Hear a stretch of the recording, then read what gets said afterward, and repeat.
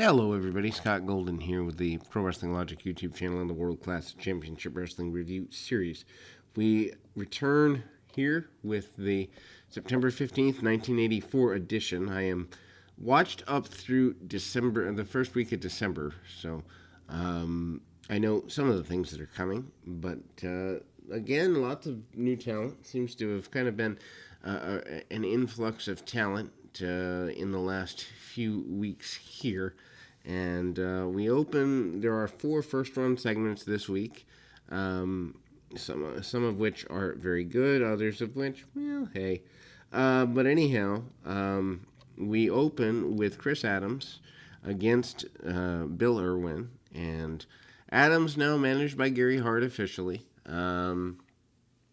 Irwin still there with Akbar, so you kind of got 2 managers thing going, which is kind of cool. Adams and Irwin, kind of a clash of styles. Irwin certainly much reduced in his influence in 1984 versus where he was when we began in 1982. The to-be battle between Gary Hart and Skandar Akbar, certainly quite intriguing for those who are interested in that. Very basic match. I would say the match certainly meant more as a highlight for Chris Adams than for Irwin at this point, as Adams just newly off, less than a month off his affiliation with Gary Hart. Hart, I think, will help his career. I'm not familiar with this point in World Class, as this is my first watch through of that, at least seriously. I might have seen clips here and there, but as far as episodically, first watch through of that. So you definitely have the clash between the brawler in Irwin and the wrestler in Adams. Match goes probably about 8 or 10 minutes. Really basic stuff. I'm not quite sure that this should have gotten as much time as it did, because there are moments where it drags. Also, the fans really don't have anyone to cheer for, although it seems like there's more cheering for a Gary Hart charge than a Akbar charge at this point. I do love the way Gary Hart re-accents Akbar's name. Anyway, Adams, with a good bit of beatdown on his opponent, and like I say, they go quite a bit. Big boot by Irwin at a point and almost gets a victory, but that is surprising, and obviously we kind of see a switch there behind the camera's back. Adams comes up with a victory instead. The inference is that Gary Hart made the difference there, and then there is war between the I guess you'd say the advent of Akbar and Hart going one-on-one with each other to some degree. Our second match of the 3 first run in the program. Post a highlight package of Gino Hernandez and Stella Mae French. Obviously, the rivalry there. The advent of Nicola Roberts, otherwise later known in the NWA as Baby Doll. We see her in the weeks to come here, and Stella Mae French kind of transferring her program to Gino Hernandez, which never really did make sense to me. But we move to probably one of the more interesting things for me, Jake the Snake Roberts, one of my all-time favorites in terms of certainly promos and psychology here in World Class, and I'm excited by that. Roberts against George Weingroff. Roberts, with such simple stuff, he kind of, even something as simple as tests out the, I guess I'd say the leverage point, for lack of a better term, of how close he can get to Weingroff without getting struck in the early match. And little things like that make matches seem more credible. And I people know wrestling isn't real, even in the 80s. They knew it wasn't real in the TV era of the 40s and 50s. But if you can make somebody question, did he twist an ankle here? Did he really get hit there? I think that does so much for wrestling. I think it does more than traditionalized talent. And Roberts goes out, slides out, gets back in the ring, and he's holding his back. And you really do wonder, did he get nailed there? And one thing I like about Roberts too is he will sell as much as he does offense.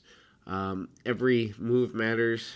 His chop block is tremendous, and even after offensive maneuvers, Roberts is selling his back. He's selling, his leg, and he's always in there, making you wonder, is he really hurt? And I love that about Jake Roberts. I think Jake Roberts is criminally underrated in terms of telling stories, and probably I would even say better than other guys that had more notoriety than himself. Hooking clothesline by Roberts gets him going. I mean, Weingroff does not do well here by far. Weingroff is certainly on the receiving end of a lot of punishment, and a single uppercut style punch takes Weingroff down. Roberts having to hold himself up by the ropes here, and he also takes shots when the guy's down. Certainly a clear heel is Jake Roberts, and gets his hand raised after what is obviously the short clothesline, followed by the DDT. If you notice too, he'll make motions of shoving the referee out of the way without actually touching him. That's another brilliant foray. And then we've got the main event of this week: Killer Khan and the Missing Link versus the Von Erichs. Obviously, your Von Erichs this week are Kerry and Mike.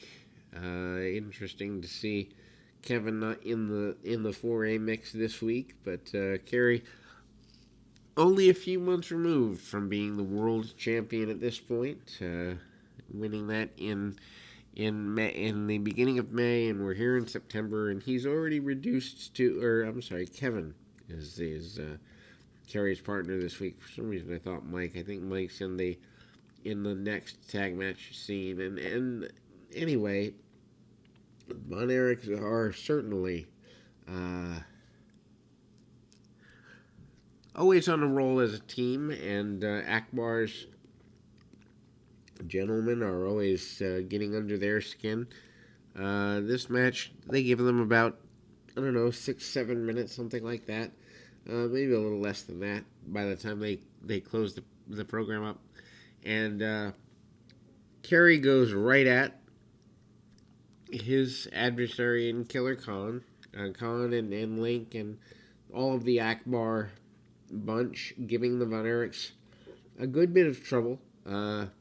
They work over the leg of Khan. This is the first time Khan's really shown any major selling. Tag into Link. Link and Kevin go at it. Kevin comes out ahead, but not before taking a few really good shots. Some of those are,